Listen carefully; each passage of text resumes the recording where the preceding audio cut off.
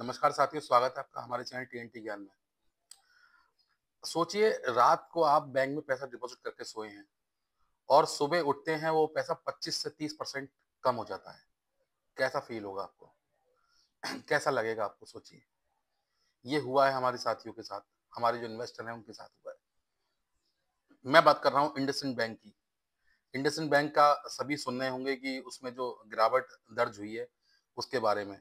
क्या उनके कारण रहे हैं? क्या उनकी वजह रही हैं? और कहाँ तक हमारे इन्वेस्टर को उससे नुकसान हुआ है? कहाँ वो मतलब छले गए हैं एक तरीके से समझिए। आज हम उस विषय पे बात करेंगे।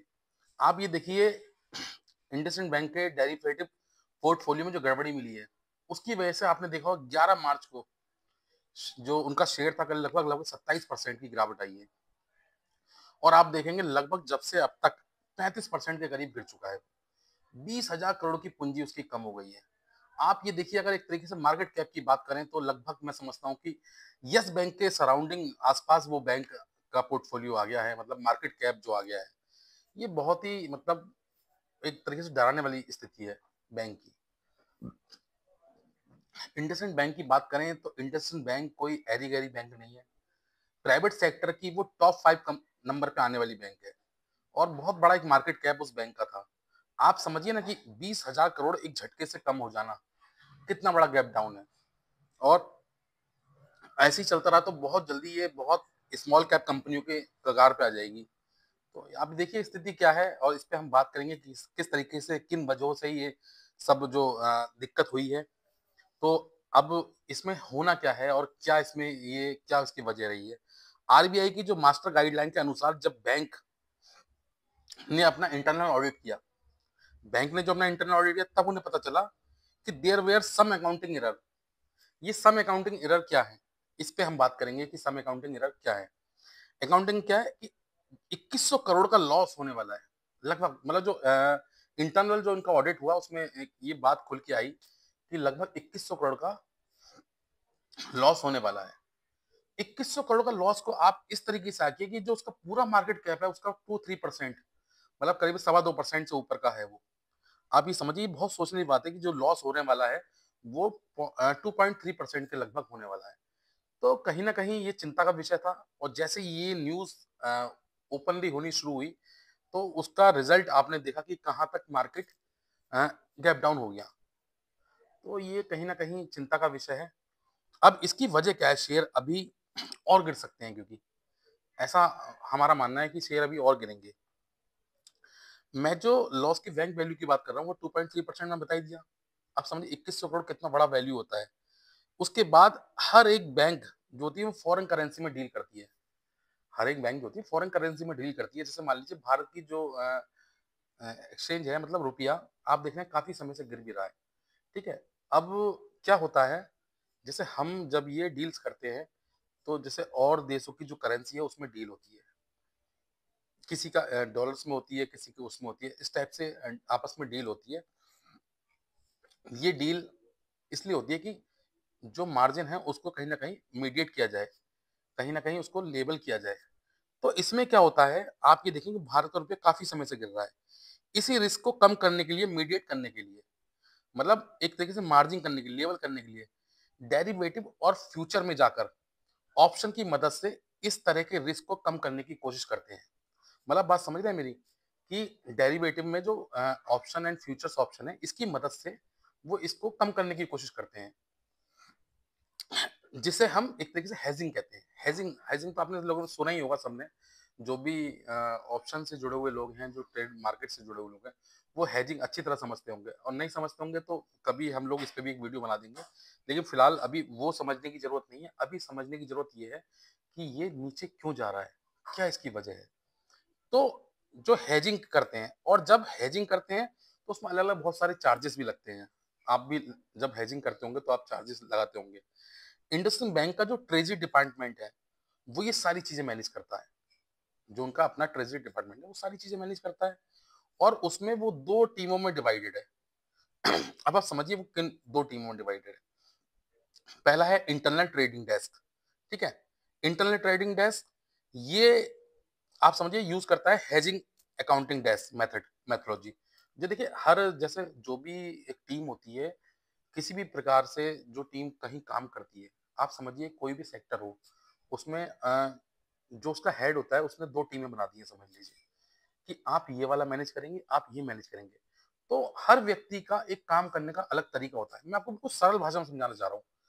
मैं कोई बहुत टिपिकल भाषा नहीं समझाऊँगा आपको। तो आप समझ सकें, मेरे दर्शक वो समझ सकें जो बेचारे इसमें फँसे हुए हैं। तो 2 टीमें होती हैं, एक होती है इंटरनल, जो समझ लीजिए मान लें एक तरीके से कि एक व्यक्ति ये देख रहा है, इनका काम करने का तरीका ये है और इनके काम करने का तरीका ये है। दूसरी कौन-सी है? External trading desk. दोनों अलग तरीके से काम करते हैं। एक काम करती है हैज़ अकाउंटिंग मेथड से और दूसरी एक्सटर्नल वाली करती है मार्क टू मार्क अकाउंटिंग। अब होता क्या है, जो इंटरनल है, ये सारी प्रॉब्लम जो हुई हैं, वो अलग मेथोडोलॉजी की वजह से हुई हैं, यूज़ करने की वजह से हुई हैं। क्योंकि अगर दोनों एक ही यूज़ कर रहे होते तो शायद ये गैप नहीं आता दोनों के बीच में।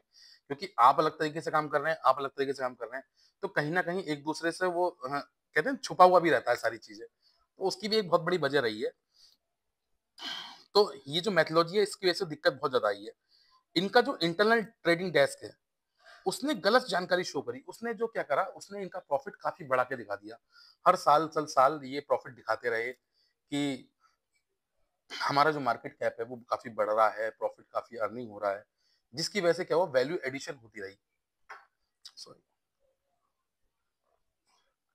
वैल्यू एडिशन होती रही और कंपनी को लगता रहा कि प्रॉफ़िट हो रहा है। प्रॉफ़िट के एवज़ में आप जानते हैं कि जब किसी भी चीज़ का प्रॉफ़िट होता है, तो उसमें इन्वेस्टिंग पावर बढ़ती है और बहुत सारे प्रोग्राम्स जो सर्कुलेट होते हैं, वो बढ़ जाते हैं। और आप समझेंगे जब कहीं न कहीं ये सब चीज़ें होती हैं, तो खर्चे भी बढ़ते हैं। बहुत सारी चीज़ें इसके सराउंडिंग घूमती हैं, जिसकी वजह से ये सारा प्रॉब्लम होती है। अब इसमें होता क्या है? देखिए, ये क्यों हुआ है? मैं एक बहुत मोटी वजह बताऊँगा इसकी। जैसे इसका ही एक सब्सिडियरी है, फाइनेंसिंग सेक्टर को है, इसका जो माइक्रो फाइनेंस करते हैं, वो एक सब्सिडियरी है भारत फाइनेंशियल इंक्लूजन लिमिटेड करके। वो क्या होता है, एक माइक्रो फाइनेंस कंपनी है, वो फाइनेंस करती है। तो उसने क्या शुरू करा, उसने जो अदर्स के जो डिफ़ॉल्ट्स थे, उनको भी लोन देना शुरू कर दिया। मतलब उनको भी बिना किसी चेकअप के, कहते हैं बिना किसी डॉक्यूमेंट्स के उनको लोन देना शुरू। जबकि क्या होता है बैंकिंग सेक्टर में, अक्सर आप भी कभी लोन लिया होगा, आपने देखा होगा, तो पहले आपका सिविल चेक होता है कि आप किस तरीके से कहीं डिफ़ॉल्ट तो नहीं है ना? और कहीं कोई एरर तो नहीं है, आपकी जो ट्रांज़ैक्शन है, ये सारी गैप उसमें चेक होते हैं। तो कहीं न कहीं इन सब चीज़ों को अवॉइड करके वो लोन बाँटे गए, माइक्रो फाइनेंस किया गया है, जिसकी वजह से वो करीब देखेंगे 39,000 करोड़ का करीबन उनका लॉस रहा है उसमें। एक बहुत बड़ा वो इनका जो मार्केट कैप है, 39, सॉरी लॉस कहा मैंने, 39 करोड़ का माइक्रो फाइनेंस का कैप है इनका। तो बहुत बड़ा आपने देखा, उसका क्वार्टर का भी, पिछले लास्ट क्वार्टर का भी उसमें डिफेक्ट में गया है, वो काफ़ी लॉस में गया है। तो ये आप समझिए, जो इन्होंने जो लॉन्ग बाँटा, उसकी वजह से इनकी स्थिति और बिगड़ती चली गई। लेकिन क्या होता है ना कि जब हमें पता ही नहीं होता कि हमारे अंदरूनी चल क्या रहा है, तो हम ना, या तो हम उसे अवॉइड कर रहे हैं या हम जानबूझ के उसको दिखाना नहीं चाह रहे हैं। ये सारी चीज़ें इसमें होती आई हैं। अब आप सोच रहे होंगे कि क्योंकि मैं ये बता रहा हूँ लगभग कई सालों से ये सब चीज़ें चल रही हैं, तो आप ये सोच रहे होंगे ये बात कि अगर 4, 5, 6 साल से, 7 साल से ये सब चीज़ें चल रही हैं, तो क्यों ये चीज़ें पकड़ में नहीं आई? या क्यों ये चीज़ें लोगों को पता नहीं चली? अब देखिए, पता चली कि नहीं चली वो अलग विषय है। मैं कुछ छोटे से पॉइंट्स हैं जो लोगों को क्लियर करना चाहूँगा, शायद आप मेरे बताए बगैर समझ जाएँ कि लोगों को पता था कि नहीं पता था। देखिए, आप लोग भी सोच रहे होंगे कि जब 6 साल से ये चीज़ चल रही है तो लोगों को पता क्यों नहीं चला? देखिए, इसके जो सीईओ हैं, सुमंत कातपालिया, जो इसके सीईओ हैं, उनकी जो टोटल शेयर होल्डिंग थी एट एन एवरेज प्राइस 1437 पे, इन्होंने सारे सोल्ड कर दिए। जब ये पीक पे था, इंडसइंड बैंक जब पीक पे था, तो उन्होंने अपने सारे शेयर, लगभग उसकी वैल्यू होगी 118 करोड़ रुपए, अपने सारे सेल कर दिए। सोचने वाली बात है, क्यों सेल करे? दूसरी, इनके जो डिप्टी सीईओ हैं, अरुण खुराना, उन्होंने अपने 1451 पे सारे शेयर होल्डिंग अपनी एवरेज प्राइस पे उन्होंने शेयर सोल्ड कर दी। अब सोचिए, ये जो व्यक्ति हैं, ये बैंक की मतलब हेड है एक तरीके से, सीईओ बैंक का हेड हो गया, एक डिप्टी सीईओ, दोनों ही संचालक एक तरीके से, दोनों ही अपनी सारी शेयर होल्डिंग बेच दी। और एक सोचने वाली बात, तीसरी बात बहुत बड़ी, कि इसी दौरान एफआई ने अपनी शेयर होल्डिंग 40% से घटा के 24% पे लिया। समझिए आप, 40% से घटा के 24% पे। और इसके उल्टा ही इम्पैक्ट ये पड़ा, क्योंकि भारत में हमारे यहाँ आजकल डीआई बहुत ज्यादा एक्टिव है। बहुत ज्यादा आप देख भी रहे होंगे, कई सालों से, मतलब लगभग 3-4 साल से तो मैं देख रहा हूँ कि डीआई बहुत ज्यादा पैसा मार्केट में लगा रहा है। और वो लोग हैं, छोटे छोटे लोग, जो छोटे छोटे इन्वेस्ट कर रहे हैं। तो क्योंकि हमारे यहाँ उनकी संख्या ज्यादा है, तो छोटे छोटे अमाउंट से ही एक बहुत बड़ा अमाउंट क्रिएट होता है।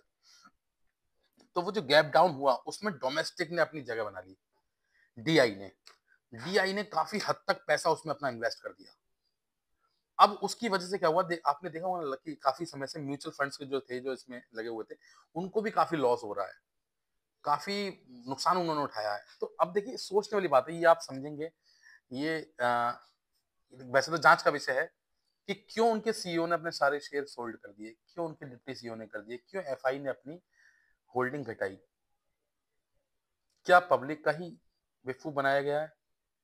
ये समझने वाली बात है। ये कहीं ना कहीं, मतलब किस तरीके से हुआ है, ये तो देखिए एक्सटर्नल जांच अब जो आरबीआई के गाइडलाइन के अनुसार होगी, सरकार द्वारा जो सेबी करवाएगी, इसमें जो भी आरबीआई इसको रेगुलेट करेंगे, इनको देखेंगे।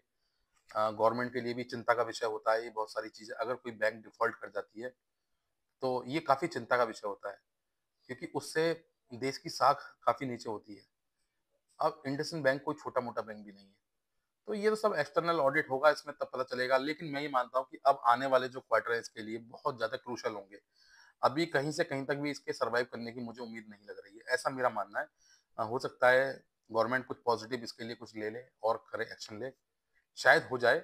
लेकिन स्थिति बहुत खराब है इसकी, क्योंकि आप समझिए ना कि यस बैंक सेम पोजीशन पे 50,000 करोड़ का मार्केट कैप इसका, 50 करोड़ का इंडसइंड बैंक का, दोनों सेम पे हैं। और आज यस बैंक जो है वो 16 रुपए पे सर्वाइव कर रहा है।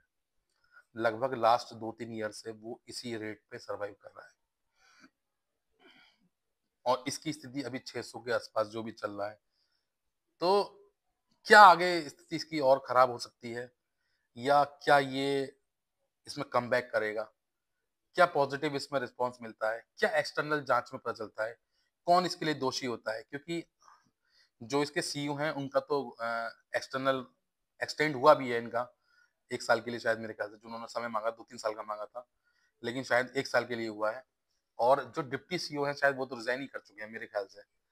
तो काफी चीजें जब ऐसी होती हैं स्थिति, तो बहुत ज्यादा जो मैनेजमेंट होता है उसमें भी अफरा तफरी का माहौल होता है काफी, उसकी वजह से। क्योंकि देखिए, अब आप सोचेंगे कि लॉस लॉस जो हुआ वो तो लगभग 2100 करोड़ का दिखा रहा है, लेकिन मार्केट कैप घटा 20,000 करोड़।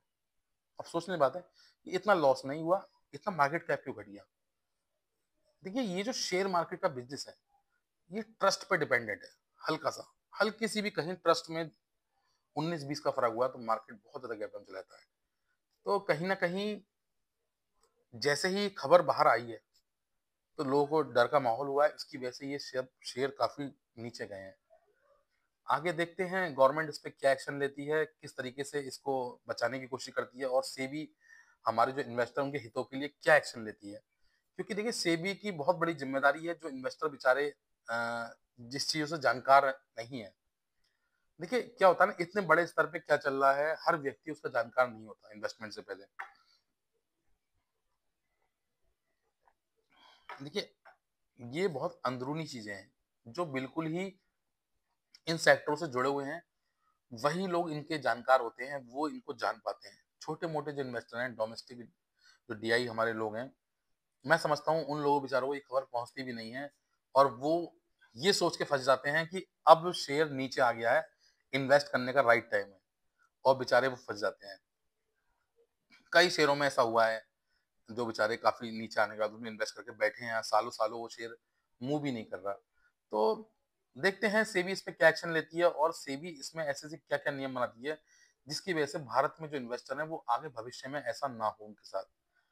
और कहीं ना कहीं मैं समझता हूँ गवर्नमेंट का भी इसमें थोड़ा सा अनदेखी हुई है, कि इतने समय से क्यों ऐसा लॉस हो रहा है, इतना समय से क्यों ध्यान नहीं दिया गया। कहीं ना कहीं आरबीआई को भी इस पे ध्यान देना चाहिए। और अगर हमारी जानकारी अच्छी लगी हो तो हमारे चैनल को लाइक करें, सब्सक्राइब करें। Thank you.